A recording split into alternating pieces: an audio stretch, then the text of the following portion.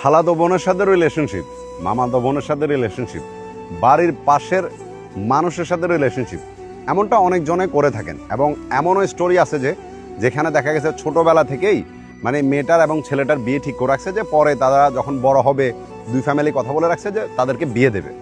এমন গল্প হয়তো আপনারা শুনছেন অনেক। তো আজকে এমন একটা গল্পের এন্ডিং কি হয়েছে আমি আপনাদেরকে এটা শোনাবো। বিশ্বাস করেন, চোখের পানি আটকাতে পারবেন না। ছেলেটা এবং মেয়েটা তারা ছিল খালাতো ভাই বোন, এবং ছোটবেলা থেকেই মানে ছেলেটার মা এবং মেয়েটার মা তারা দুজন ডিসাইড করেছিল যে তারা যখন বড় হবে তাদেরকে বিয়ে দেবে। আর এটা কিন্তু মেয়েটা বা ছেলেটা কাউকে জানায় নাই। তো এরপরে ছেলেটা পড়ালেখা করতেছিল, সবকিছু ভালো চলতেছে, মেয়েটাও তার মতো ব্যস্ত আছে। তো এর মধ্যে ছেলেটা পড়ালেখা শেষ করে সে একটা ব্যাংকে জব নেয় এবং জব করতেছিল, তার লাইফ ভালো চলতেছিল। তো একদিন তার খালা অনেক অসুস্থ হয়ে পড়ে, আর ওইখানে তার খালাকে দেখতে যায় ছেলেটা এবং ছেলেটার মা। তো দেখতে গেলে সেই বিয়ের প্রসঙ্গটা আবার ওইখানে উঠে আসার পরে মানে ছেলেটা বলল যে ঠিক আছে, আমার তো ওরা পছন্দ, এবং মেয়েটাকেও জিজ্ঞেস করছে, মেয়েটারও পছন্দ। তো দুই ফ্যামিলি মিলে মানে কথাবার্তার মধ্যে তাদের বিয়ে ঠিক করলো এবং সুন্দর মতোই ফ্যামিলিগতভাবে তাদের দুজনের বিয়ে দিল। তো বিয়ের পরে মোটামুটি সব কিছু অনেক ভালো চললো। মেয়েটা এত ভালো ছিল যেটা হয়তো ভাষায় প্রকাশ করার মতো না। এত ভালো একজন ওয়াইফ ছিল, এত ভালো একটা মেয়ে ছিল। আর ছেলেটাও যেহেতু মেয়েটাকে প্রচুর পরিমাণ ভালোবাসতো, তো তার পুরো দুনিয়ায় ছিল ওই মেয়েটা। এরপরে তাদের ঘরে ফুটফুটে একটা মেয়ে সন্তান হয়। তো বিয়ের মোটামুটি 2 বছর পরে ছেলেটা বিদেশ যাবে এমন ডিসাইড করে। এরপরে সে সৌদি আরবে যায়। সৌদি আরব গিয়ে অনেক ভালো একটা পজিশন পায় এবং তার ওয়াইফের সাথে কথাবার্তা নিয়ে সব কিছু নিয়ে মানে অনেক হ্যাপি ছিল ছেলেটা, অনেক ভালো ছিল। মেয়েটাও ছেলেটাকে প্রচুর পরিমাণ ভালোবাসতো। তো একদিন হঠাৎ করে মানে রাত্রেবেলা তারা দুজন কথাবার্তা শেষ করে ছেলেটা যখন ডিউটি শেষ করে বাসায় আসলো, মেয়েটার একটা বান্ধবী ছেলেটাকে টেক্সট করে বলতেছে যে ভাইয়া আপনাদের মধ্যে কি কোনো কিছু হয়েছে?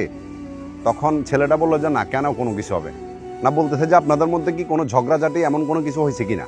তখন ছেলেটা বললো যে না, কই তেমন কিছু তো হয় না। তাহলে এটা কি দেখলাম আমি? মেয়েটা তার বান্ধবীটা বললো। তো পরে দেখাইতেছে যে তার ওয়াইফ একটা ছেলের সাথে একটা পিকচার, মেয়েটা কি করলো, ছেলেটাকে সেন্ড করার পরে ছেলেটা এটা দেখার পরে তার পায়ের নিচের মাটি সরে গেছে। সে মানে বুঝতেছে না যে কি করবে, বিকজ তাদের যে 2 থেকে 3 বছর একটা সংসার জীবন, এইটার মধ্যে কখনো তার ওয়াইফের ভিতরে এমন কোনো কিছুই দেখে নাই। তো প্রথমে সে নিজেকে এটা বিশ্বাস করাতে পারতেছিল না। দেন তাকে সাথে সাথে কল দিল, তার ওয়াইফকে কল দিয়ে জিজ্ঞেস করতেছে যে এই ছেলেটা কে বা এটা আমি কি দেখতেছি। এরপরে তার ওয়াইফ বলতেছে যে আসলে এমন কিছুই না, আমি জাস্ট ওর সাথে এমনি হাই হ্যালো কথাবার্তা বলে তুমি যেভাবে সিরিয়াসলি বিষয়টা নিতেছো এমন কিছু না। তো ছেলে কি করলো, তার শাশুড়িকে কল দিয়ে সমস্ত বিষয়টা জানাইছে।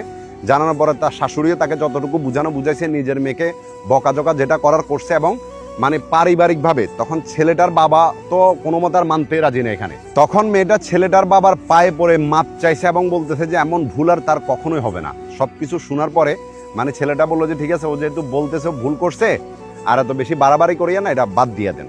এরপরে পরের দিন ছেলে তার বাবাকে কল করে বললো যে আচ্ছা আপনি ওদের বাড়িতে যান, ওরে বাড়িতে নিয়ে চলে আসেন, আমাদের বাড়িতে থাকুক, ও এখানে থাকার দরকার নাই।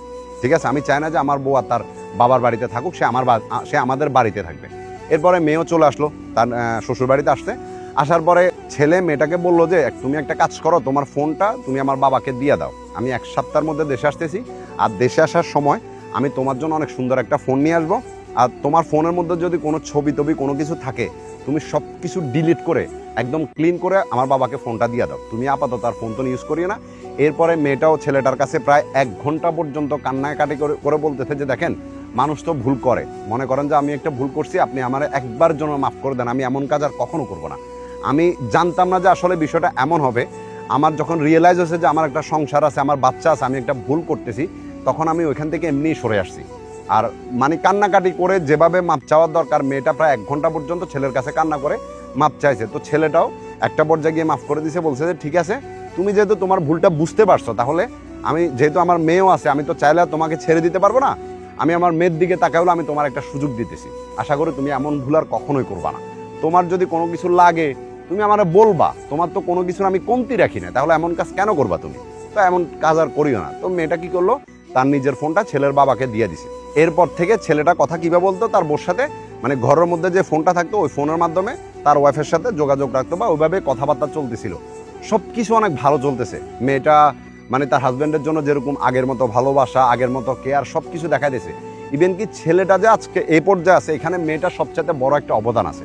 বিকজ মেয়েটা সবসময় বুঝাইতো যে তুমি কিভাবে চললে টাকা সেভ করা যাবে, কিভাবে চলবা, কিভাবে কি করবা, সবসময় মেয়েটা ছেলেটাকে সাপোর্ট করতো। তো ডেফিনেটলি যে এমন হয়তো একটা ভুল কাজ করেই ফেলছে এটা চিন্তা করে ছেলেটা মাফও করে দিছিল। একদিন রাত্রে 12টা বাংলাদেশ টাইম, রাত্রে 12টার দিকে ছেলেটার বাবা ছেলেটাকে কল করছে। কল করে বলতেছে যে বাবা তুই কোথায় আছিস? তখন ছেলেটা বললো যে আমি তো ডিউটিতে আছি, দোকানের মধ্যে আছি। তো ছেলেটার বাবা বললো যে তুই একটা কাজ কর, তুই একটা পাশে গিয়ে বস, তোর আমি একটা কথা বলি। তখন ছেলেটা বললো যে কি হয়েছে বলেন। তখন ছেলেটার বাবা বলতেছে যে আমি তো উঠছিলাম ওয়াশরুমে যাব, রাত্রে 12টা বেজে গেল, আমার একটু ওয়াশরুম পাইছিল, তো আমি ওয়াশরুমে যাওয়ার জন্য উঠছিলাম। উঠার পরে আমি যখন তোর রুমের দিকে তাকাইলাম, দেখতেছি যে তোর রুমের দরজা খোলা, তোর মেয়ে শুয়ে আছে, কিন্তু ঘরের মধ্যে তোর বউকে কোথাও পাওয়া যাচ্ছে না, এবং তোর বউর জামা কাপড় কোনো কিছু নাই, তোর রুমের মধ্যে সবকিছু অগুছানো পড়ে আছে, শুধু তোর মেয়ে আছে, তোর বউকে দেখতেছি না।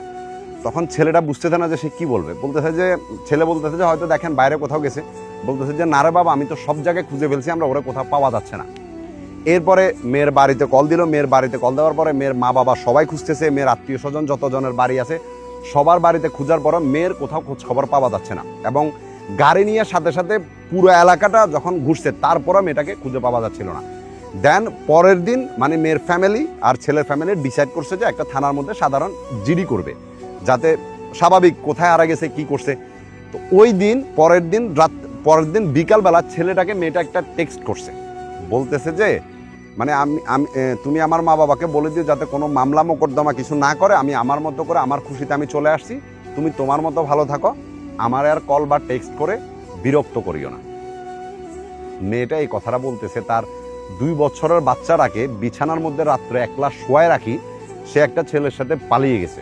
আর পরে তার হাজব্যান্ডকে এটা টেক্সট করতেছে যে আমি আমার নিজের স্বইচ্ছা আসছি, তো আমাকে খোঁজার চেষ্টা করিও না। এখন স্বাভাবিকভাবে এটা বলে দিলে যে একটা ছেলে এটা মানবে এমনটা তো না।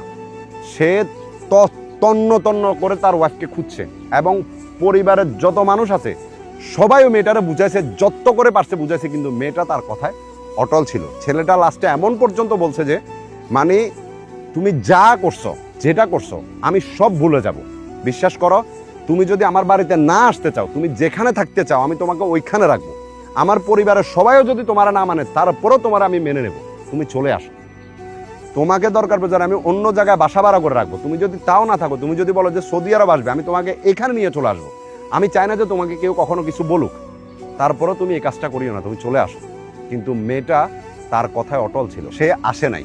প্রায় অনেক চেষ্টা করার পরও মেয়েটাকে আর ছেলেটা ফিরে আনতে পারে নাই। এরপরে যাই দেখা গেছে সমস্ত জায়গা থেকে ছেলেটাকে ব্লক করে দিছে, এবং মেয়েটা তার পরিবারের সাথেও কন্ট্যাক্ট করা বন্ধ করে দিছে। এরপরে ছেলেটা যত কান্নাকারি করছে, যত ওইখানে বুঝতে পারতেছেন প্রবাসে সে একলা ছিল, যেমন চেষ্টা করছে তার চেষ্টার কোনো কমতি ছিল না, কিন্তু মেয়েটা তার সিদ্ধান্তে অটল ছিল। এরপরে আজকে অলমোস্ট 2 বছর হয়ে যাবে যে তার ওয়াইফ তাকে ছেড়ে চলে গেছে। ছেলেটা এখনো পর্যন্ত বিয়ে করে নাই। প্রথম তার মেয়েটা অনেক বেশি কান্না করতো, তার মা মা বলে বলে অনেক কান্নাকাটি করতো, কিন্তু এখন মেয়েটাও বুঝে গেছে, এবং তার মায়ের কথাও মেয়েটা শুনতে পারে না, বিকজ তারও বয়স এখন 4 বছর হয়ে গেছে। সে বুঝতে পারছে যে তার মা নাই আসলে। আর ছেলেটাকে তার ফ্যামিলি অনেক বিয়ে দেওয়ার চেষ্টা করছে, কিন্তু ছেলেটা এখনো পর্যন্ত আর বিয়ে করে নাই। সে বলতেছে যে ভাই আমি আসলে ওরা এখনো ভুলতে পারি নাই, বিকজ ওর সাথে 4 বছরের সংসারের মধ্যে আমি কখনো দেখি না যে ওর এমন কোনো ভুল করছে। তো ওই মানুষটাকে আমি প্রচুর ভালোবাসছি, আমি চাইলেও ওর জায়গাটা অন্য কাউকে দিতে পারবো না। এবং আমার যে মেয়েটা, মা তো মাই আসবে, সৎ মাই হবে যেমনই হোক, আমার মেয়েকে যদি ওইভাবে টেক কেয়ার না করে আমি এই কষ্টটা কাকে বলবো? তখন বলার মতো কেউ থাকবে না। এজন্য আমি এখনো পর্যন্ত আর বিয়ে শাদী করি নাই, আমার মেয়েটাকে নিয়ে আসি। আর আমি এখনো সৌদি আরবে আসি, ইনশাল্লাহ হয়তো আল্লাহ পাক চাইলে সামনের জীবনে কি হবে এটা তো আর জানি না। ব্রাদার, তোমাকে যে কি বলে সান্ত্বনা দেব এটা আসলে বলার মতো কোনো ভাষা নাই। একটা জিনিস হলো কি, দুনিয়াটা আসলে ভাই এমনই, যাদেরকে তুমি পুরোপুরি বিশ্বাস করবে, মন থেকে ভালোবাসবে, তারাই এমনটাই করে। আসো, দেশে আসো, মেয়ে দেখো। এমনটা না যে সব মেয়ে খারাপ। আল্লাহ পাক তোমার নসিবে এমন কাউকে রাখবে যেমনটা তুমি ডিজার্ভ করো, যে তোমার মেয়েটাকে নিজের মেয়ের মতো করে টেক কেয়ার করবে, এমন মেয়ে তুমি পাবে। আসে ভাই, নাই যে বিষয়টা এমনটা না, বাস যে সময়টা নিজেকে দিছো এটা দেওয়াটা দরকার ছিল। এখন যদি চাও তো বিয়ে শাদী করে হ্যাপি থাকতে পারো, সেও তার মতো আছে, তাকে তার মতো থাকতে দাও। কিন্তু একটা জিনিস আছে ভাই, কর্মের ফল আল্লাহ পাক তারা একদিন না একদিন দিবে, যেটা তুমি 100% গ্যারান্টি থাকো। তার জীবনটা আল্লাহ পাক নরক করে ছাড়বে, কারণ আল্লাহ পাক বলে দিছে যে যেমনটা করবে তার সাথে তেমনটাই হবে। হয়তো আল্লাহর ঘরে এমনটা না যে তুমি আজকে বিচার চাইছো আর কালকে পেয়ে যাবে, একটু সময় লাগে, বাট বিচার হবে এটা গ্যারান্টি থাকো। মন ভরে দোয়া রইল তোমার জন্য, আল্লাহ পাক তোমার আগামী দিনটা ভালো করে দিক। এবং যারা ভিডিওটা দেখতেছেন অবশ্যই বেশি বেশি করে কমেন্টস করবেন যাতে ছেলেটা বুঝতে পারে। আর বেঈমানদের জন্য কখনো চোখের পানি ফেলিও না ভাই, বেঈমান তো বেঈমানই হয়, তারা মানুষ নামে জানোয়ার হয়।